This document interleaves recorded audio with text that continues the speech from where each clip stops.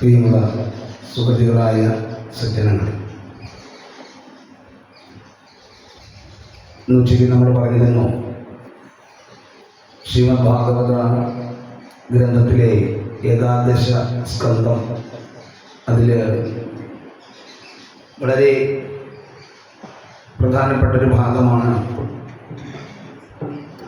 ഗുരുവുമായി ബന്ധപ്പെട്ട ചില കാര്യങ്ങൾ. 24 ഗുരുക്കന്മാരുടെ വിശേഷങ്ങൾ വിശദമായി ശ്രീമദ് ഭാഗവതത്തിൽ പറയുന്നു. യദു എന്ന് പറയുന്ന മഹാരാജാവിൻ്റെ അടുക്കൽ ഒരു അവധൂതൻ എത്തിച്ചേരുകയും അവർ തമ്മിലുണ്ടായ സംഭാഷണത്തിലാണ് ഈ 24 ഗുരുക്കന്മാരുടെ ചരിത്രം വിശദമാക്കുന്നത്. ഈ അവധൂതനായിട്ട് വന്നിരിക്കുന്നത് ദത്താത്രേയ മഹർഷിയാണ്. ദത്താത്രേയ മഹർഷി എന്ന് പറയുമ്പോൾ ത്രിമൂർത്തികളിൽ സാക്ഷാൽ വിഷ്ണു ഭഗവാന്റെ അവതാരമാണ്. ഒരമ്മയിൽ ത്രിമൂർത്തികൾ 3 പേരും മക്കളായി വന്ന് ജനിച്ച ഒരു ചരിത്രം നമുക്ക് പുരാണങ്ങളിൽ കാണാൻ സാധിക്കും. അത്രി മഹർഷിയുടെ പത്നിയായ അനസൂയയിലാണ് അങ്ങനെ ഒരു അത്ഭുതം നടന്നത്. അത്തരമൊരു അനുഗ്രഹമാണ് അനസൂയയ്ക്ക് ലഭിച്ചത്. അതിൽ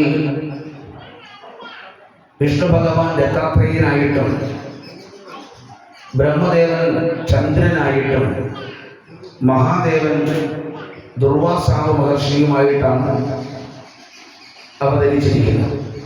ഇതിൽ ദത്താത്രേയ മഹർഷി ഒരവധൂത ഭാവത്തിൽ യദു മഹാരാജാവിൻ്റെ അടുക്കൽ എത്തിയതായിട്ടാണ് ഭാഗവതത്തിൽ വിവരിക്കുന്നത്. അദ്ദേഹത്തിനോട് യദു മഹാരാജാവ് ചോദിക്കുന്ന പ്രധാനപ്പെട്ട ഒരു ചോദ്യം, അല്ലയോ അവധൂത മഹാശയ, അങ്ങെപ്പോഴും സന്തുഷ്ടനാണ്, അങ്ങെപ്പോഴും സംതൃപ്തനാണ്, അങ്ങേ ഈ ലോകത്തുള്ള ഒരു വിഷയങ്ങളും അലട്ടുന്നില്ല, അങ്ങ് ഒന്നിനും ഭയപ്പെടുന്നില്ല, ശാന്തനാണ്, സൗമ്യനാണ്. എന്നാൽ ആത്മവിശ്വാസത്തോടെയുള്ള അങ്ങയുടെ ഈ ജീവിതം വളരെ അത്ഭുതം തോന്നിക്കുന്നു. അങ്ങ് ശക്തനാണ്, സമർത്ഥനാണ്, ജ്ഞാനിയാണ്, വാഗ്മീയമാണ്. എങ്കിലും കേവലം ഒരറിവില്ലാത്തവരെ പോലെ, ഒരു ഭ്രാന്ത് ബാധിച്ച ആടിനെ പോലെ സമൂഹത്തിൽ ഒന്നും ചെയ്യാതെ, ഒന്നും ആഗ്രഹിക്കാതെ ജീവിക്കുന്നു. ഇതെങ്ങനെ സാധിക്കുന്നു? 100 കണക്കിന് പ്രശ്നങ്ങളാൽ സമൂഹം വളരെയേറെ ബന്ധപ്പെടുമ്പോൾ അതിലൊന്നും പെടാതെ, കാമമോ ലോഭമോ മോഹമോ മതമത്സരാദികളോ ഒന്നുമില്ലാതെ അങ്ങ് ജനങ്ങൾക്കിടയിൽ ജീവിക്കുന്നുണ്ട്. എന്നാൽ ഇന്നത്തെ ജനങ്ങൾ ഇവയ്ക്കൊക്കെ വേണ്ടി ദാഹിച്ച് നടക്കുകയുമാണ്. എങ്ങനെയാണ് അങ്ങനെ ഇതിനെ സാധിക്കുന്നതെന്ന്, ആരാണ് അങ്ങനെ ഇതൊക്കെ പഠിപ്പിച്ചതെന്ന് യദു മഹാരാജാവ് വളരെ വിശദമായി അവധൂതനോട് ചോദിക്കുകയാണ്. അപ്പോഴാണ് അവധൂത മഹാശയൻ യദു മഹാരാജാവിനോട് അതിനുള്ള ഉത്തരം പറയുകയാണ്. അദ്ദേഹത്തിൻ്റെ അഭിപ്രായത്തിൽ, ഞാനിത് പഠിച്ചത്, ഓരോ ഗുണങ്ങളും പഠിച്ചത് ഏതെങ്കിലും ഒരു ഗുരുവിൽ നിന്നല്ല, അനേകം ഗുരുക്കന്മാരെ ഞാൻ സ്വീകരിച്ചിട്ടുണ്ട്, ബുദ്ധി കൊണ്ടാണ് സ്വീകരിച്ചത്. എന്നാൽ അവരാരും എനിക്കൊന്നും നേരിട്ട് പറഞ്ഞു തന്നിട്ടുമില്ല. അതാണ് അത്ഭുതം. എനിക്ക് അനേകം ഗുരുക്കന്മാരുണ്ട്. പക്ഷെ അവരാരും തന്നെ എനിക്ക് നേരിട്ടൊന്നും പറഞ്ഞു തന്നിട്ടില്ല. എന്നാൽ ഞാൻ അവരുടെ ഓരോ പ്രവൃത്തികളും ഓരോ അവസ്ഥകളും കണ്ട് ഞാൻ പഠിച്ചതാണ് അവരിൽ നിന്നും ഇന്ന് ഞാൻ അനുഭവിക്കുന്ന ഓരോ സൗഭാഗ്യങ്ങളും. അതാരൊക്കെയാണ് ആ ഗുരുക്കന്മാർ? അത് ഞാൻ അങ്ങയോട് പറയാം എന്ന് പറഞ്ഞുകൊണ്ട് 24 ഗുരുക്കന്മാരുടെ ചരിത്രം, ആ പേരുകൾ അവധൂതൻ മഹാരാജാവ് യദുവിനോട് പറയുകയാണ്. എഴുതുന്നുണ്ടോ? എഴുതുന്നത് നിർത്തി പറയാം. ആദ്യമായി 24 ഗുരുക്കന്മാരുടെയും പേര് എഴുതിക്കൊള്ളു. ആദ്യത്തെ എൻ്റെ ഗുരു ഭൂമിയാണ്. രണ്ടാമത്തെ എൻ്റെ ഗുരു വായുവാണ്. മൂന്നാമത്തെ ഗുരുവായി ഞാൻ കണ്ടത് അഗ്നിയാണ്, ആകാശമാണ്. നാലാമത്തെ ഗുരുവായി കണ്ടത് ജലത്തെയാണ്. അഞ്ചാമത്തെ ഗുരുവായി ഞാൻ കണ്ടത് ആകാശമാണ്. ഈ അഞ്ചും ചേരുന്നതാണ് പഞ്ചഭൂതങ്ങൾ എന്ന് പറയുന്നത്. അപ്പൊ ഈ പഞ്ചഭൂതങ്ങളെ ഞാൻ ഗുരുവായി സ്വീകരിച്ചു. പിന്നീട് എനിക്ക് ഗുരുവായി ഞാൻ കണ്ടത് ചന്ദ്രനാണ്. അതിനുശേഷമുള്ള എൻ്റെ ഗുരു സൂര്യനാണ്. പിന്നീട് ഒരു കപോതം എന്ന് പറഞ്ഞാൽ ഒരു മാടപ്രാവ്. ആ മാടപ്രാവിൽ നിന്നും ഞാൻ പഠിച്ചു. പിന്നീട് ഞാൻ കണ്ടത് ഒരു പെരുമ്പാമ്പിനെയാണ്. ആ പെരുമ്പാമ്പിൽ നിന്നും ഞാൻ ചില പാഠങ്ങൾ പഠിച്ചു. ഞാൻ സമുദ്ര തീരത്ത് പോയി നിന്നപ്പോൾ സമുദ്രത്തെ നോക്കി സമുദ്രത്തിൽ നിന്നും ചിലതൊക്കെ പഠിച്ചു. എന്ന് മാത്രവുമല്ല, പാട്ട് നമ്മൾ കണ്ടിട്ടുണ്ടല്ലോ, അതിൽ നിന്ന് പോലും ഞാൻ ചില പാഠങ്ങൾ പഠിച്ചു. വണ്ടിയിൽ നിന്ന് ഞാൻ ചിലത് പഠിച്ചു. ആനയിൽ നിന്ന് ഞാൻ ചിലത് പഠിച്ചു. അതുകൂടാതെ തേനെടുക്കുന്നവർ, ആ തേനെടുക്കുന്നവരിൽ നിന്നും ഞാൻ ചിലത് പഠിച്ചു. കാട്ടില് നടക്കുന്ന മാൻ, ആ മാന് എനിക്ക് ഗുരുവായി ഞാൻ കാണുന്നു. ജലത്തിൽ സ്വതന്ത്രമായി വിഹരിക്കുമ്പോഴും ശത്രുവിനെ ഭയന്നിരിക്കുന്ന ഒരു മത്സ്യമുണ്ട്. ആ മത്സ്യത്തെയും ഞാൻ നിരീക്ഷിച്ചു. ആ മത്സ്യത്തിൽ നിന്നും ഞാൻ ചിലത് പഠിച്ചു. മത്സ്യവും എനിക്ക് ഗുരുവാണ്. പിന്നീട് ഞാൻ കണ്ടത് പിങ്കല എന്ന് പറഞ്ഞൊരു സ്ത്രീയാണ്. അവരുടെ ജീവിതത്തിൽ അവർ ദുസ്വഭാവിയായ അവസ്ഥയിലായിരുന്നു. എന്നാൽ അവരെ നിരീക്ഷിച്ചപ്പോൾ അവരിൽ നിന്ന് പോലും ഞാൻ ചില പാഠങ്ങൾ പഠിച്ചു. പിന്നീട് ഞാൻ ഒരു കുരരപ്പക്ഷി, ആ കുരരപ്പക്ഷിയിൽ നിന്ന് ഞാൻ ചില പാഠങ്ങൾ പഠിച്ചു. പിന്നീട് ഒരു കുട്ടി, ആ കുട്ടിയിൽ നിന്ന് ഞാൻ ചില പാഠങ്ങൾ പഠിച്ചു. പിന്നീട് പറയുന്നത് ഒരു കന്യകയിൽ നിന്നും, ഒരു പെൺകുട്ടിയിൽ നിന്ന് പോലും ഞാൻ പാഠങ്ങൾ പഠിച്ചു. പിന്നീട് ആയുധമുണ്ടാക്കുന്നവൻ, ശരകൃത്ത് അല്ലെങ്കിൽ കൊല്ലൻ എന്നൊക്കെ നമ്മൾ പറയും, അയാളിൽ നിന്നും ഞാൻ ചില പാഠങ്ങൾ പഠിച്ചു. പിന്നീട് സർപ്പം, ഭൂമിയിൽ ഇഴഞ്ഞു നടക്കുന്ന സർപ്പത്തിൽ നിന്നും ഞാൻ ചില പാഠങ്ങൾ പഠിച്ചു. എട്ടുകാലിയിൽ നിന്ന് ഞാൻ ചില പാഠങ്ങൾ പഠിച്ചു. 24ാമത്തെ ആളായിട്ട് പറഞ്ഞത് ഒരു വേട്ടാളനിൽ നിന്ന് പോലും ഞാൻ പാഠങ്ങൾ പഠിച്ചു. ഇവിടെ പ്രകൃതിയാണ് ഗുരു. പ്രകൃതിയിലെ ഓരോ വസ്തുക്കളെയും നമ്മൾ സസൂക്ഷ്മം നിരീക്ഷിച്ചാൽ നമുക്ക് ഇവരിൽ നിന്നെല്ലാം പലതും പഠിക്കാൻ സാധിക്കും. ഇതൊക്കെ പഠിച്ചപ്പോഴും 25ാമതായി എനിക്കൊരു ഗുരുവുണ്ട്.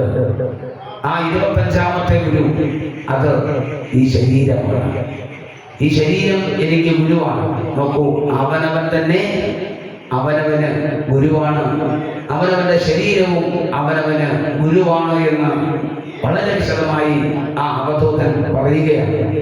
ഇനി ഓരോരുത്തരിൽ നിന്നും എന്തൊക്കെയാണ് പഠിച്ചത് ഒന്നുകൂടെ പറയണം. എഴുതുന്നവർക്ക് എഴുതും. ഓരോരുത്തരിൽ നിന്നും പഠിച്ച പാഠങ്ങൾ കേൾക്കുമ്പോഴാണ് നമ്മൾ അത്ഭുതപ്പെടുന്നത്. എന്താണ് ഭൂമിയിൽ നിന്നും പഠിച്ച പാഠം? ഭൂമിയിൽ നിന്ന് ഞാൻ പഠിച്ചത് ക്ഷമ. ക്ഷമ ഞാൻ ഭൂമിയിൽ നിന്നാണ് പഠിച്ചത്. ഓരോ വ്യക്തിയിലും ഉണ്ടായിരിക്കേണ്ട ഏറ്റവും പ്രധാനമായൊരു ഗുണമാണ് ക്ഷമ എന്ന് പറയുന്നത്.